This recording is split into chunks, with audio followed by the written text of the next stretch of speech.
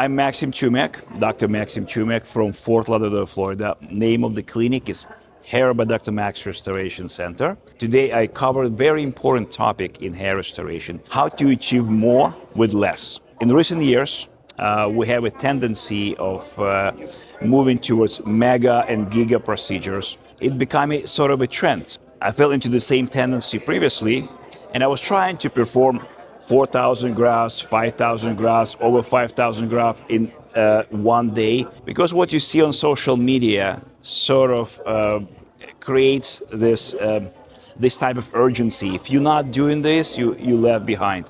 And then over time, I started to realize we can harm patient more than we can achieve. If everything goes well after 5,000 or 6,000 graft case, yes, it might help. But what if we have a complication and all these grafts that have been harvested will be lost irreversibly? And what I started to investigate is how we can achieve more using less grafts. And there is a lot of tricks and a lot of techniques that we can improve the cosmetic appearance without using too many grafts. And by the way, this one of the technologies I've been using is TrichoLAB, because TrichoLAB can give an ability to precisely measure the donor area, precisely measure the recipient area, and to show what both can look like after a certain quantity of graft being extracted. So when I explain to my patients everything that we can achieve using TrichoLAB, this is the best method to educate patients, and for me to get the precise information so I can plan accordingly.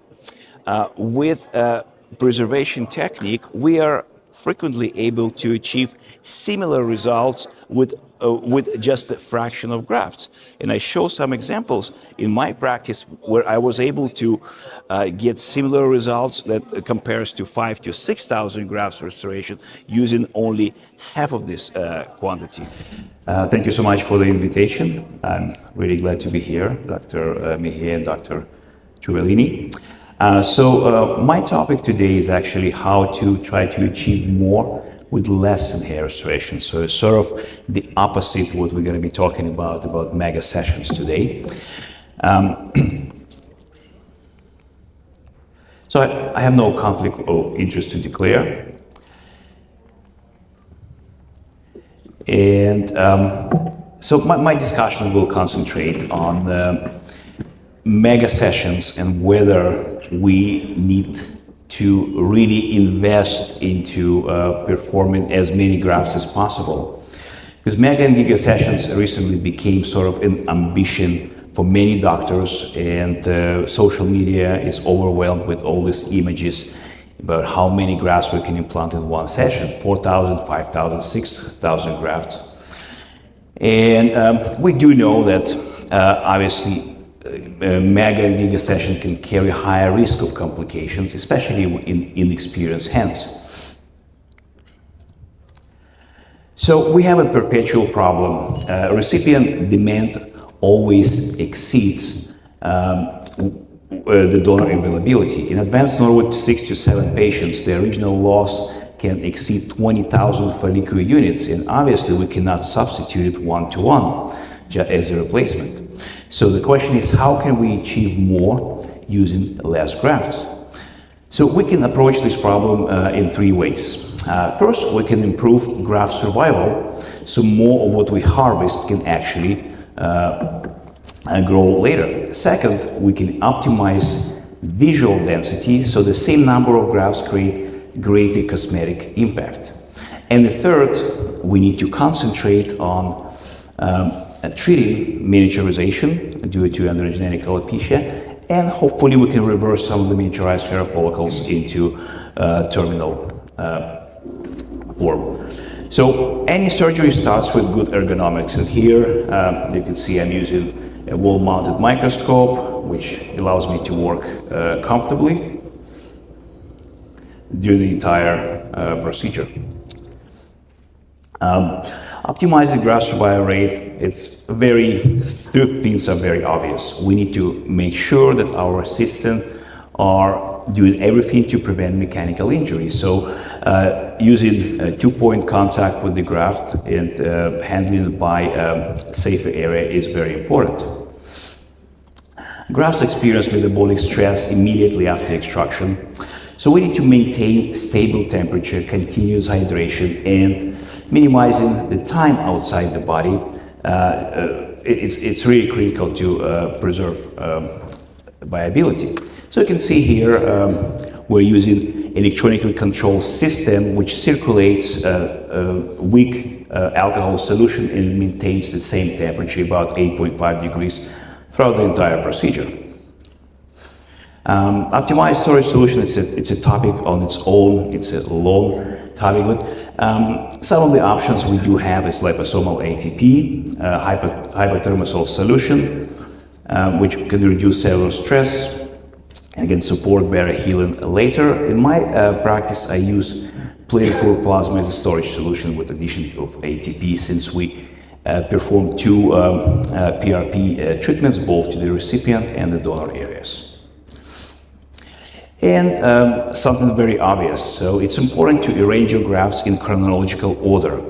So the grafts that come out first will be reimplanted in the beginning, and so on. So as you can see in our plate, we have 4 chronological groups, and when we start the implantation, we use this particular order. So one of the methods for donor preservation, especially in patients with previous procedure in depleted donor area, is controlled FUE splitting under high magnification. And you can see here, it can help to preserve the donor area. So something that not frequently discussed is actually that the outcome of the surgery is not only being determined on the day of the surgery, but it's determined during the first 7 to 10 days after the surgery. And if we think what we can do to remove this guesswork and hoping that everything's gonna happen and the patient's gonna be okay with neovascularization, or we can do something about it. So what I learned by using HBOT, medical grade hyperbaric oxygen therapy, that we can actually support neovascularization by stimulating CD34 progenitor mobilization and VEGF. And this is well known and described in multiple articles in literature. It's probably the only treatment that has an immediate impact on neovascularization. That's how we heal diabetic ulcers that failed any type of treatment for many months, and then we can see it in front of our eyes how everything happens. So the next category would be, how do we optimize visual impact? This is where the plating geometry, direction, and graft selection, which allow the same number of grafts to create greater perceived density. So it starts with using, in my practice, TrichoLAB. TrichoLAB can objectively measure density, shaft diameter, miniaturization, allowing us to plan the graft use more intelligently. Using TrichoLAB, we can simulate density redistribution when we concentrate higher density in higher follicular unit graft anteriorly, and even with the same total graft count and overall appearance improves more significantly. TrichoLAB also allows us to calculate average hair caliber and map regional variation, so the coarse hair can be placed where the bulk is needed and the fine hairs where softness is required. So here's an example of the donor area mapping. You can clearly see there's a big variation between different zones of the donor area, and we can use it to our advantage to plan proper distribution of grafts. So what about donor area? How do we use it to our advantage? Once we created a map, as you see it in the previous slide, you can use the coarser hair in the frontal area, and the areas inferior in the donor area are the most stable. So they're there's less perspective that they will undergo miniaturization in the future, so we'll utilize it in the frontal area. So density should not be distributed equally. The frontal third always dominates perception.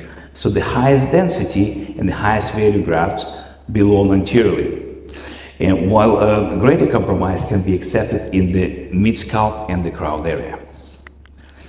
And here, just an example, how much impact we can have just moving the starting point of the hairline 1 to 2 centimeters posteriorly. And the example is really obvious. Just by moving 1 centimeter more posteriorly, we can save about 700 grafts. But the visual impact is really minimal. So instead of 7 centimeter from mid-glabellar line to the start of the hairline, I would start with 8 or 9 centimeter. Now, where the placement geometry matters, linear rows allow visible light corridors. A staggered or brick pattern configuration interrupts those gaps and improves optical density and with the same graft count. This is actually a concept was borrowed from Dr. Wissam Farjo. He had a nice presentation about that. And this is some of the slides that can show what happens when you change from linear to staggered pattern. You can see with the staggered pattern, there's no light penetration. And it's actually very easy to perform. All you have to do, you just implant grafts right in between of the previous row for the entire time. So what about exit angles? If we look from the top of the scalp, the old method was to place grafts at 90 degrees angle, right? What if we decrease angles to 15 to 20 degrees, or even 10 degrees? In this case, the shaft lies over the scalp surface, increasing overlap and projected coverage. True density does not change, but visual density will improve significantly. And here's where we should question the dogma. Looking at the textbook, they suggested angulation of different zones is like that, 15 to 20 degrees anteriorly, 30 to 40 degrees anteriorly. But what does it really matter? What if we do 10 to 15 degrees everywhere? I don't think it's going to impact your naturalness, but you will definitely see better coverage. So this is something when we talk about optimization medical treatment. This is, well, some of the slides are borrowed from Dr. Pablo Serino, who combined 6 sessions of CRT or microinfusion of dutasteride and finasteride with 5,500 of FUE hair transplant. You can see the results are probably comparable to about 10,000 grafts hair transplant. So it is definitely one of the options that we have. And here's another example of same coming from Dr. Pablo Serino, but using the CRT technique with patients without the hair transplant. So it's always a good option to start something non-invasive and achieve as much improvement as we can before we go into surgical correction. SMP was mentioned previously. SMP is one of the easiest ways to augment our results. So here's an example of a patient with only 2,800 grafts who had a hair transplant, 2,800 grafts with Norwood 6, but then we got a few sessions of SMP, and you can see it's pretty, for the amount of grafts that we transplanted, 2,800 grafts is pretty good. Here's another patient with 27, almost 2,800 grafts as well, Norwood 6, and the results are comparable to 5,000 or 6,000 grafts, at least using all the techniques that we just discussed. Thank you so much for your attention. And I encourage everyone to participate in the upcoming ISHRS Congress in Rio de Janeiro. So I hope to see you there, everyone.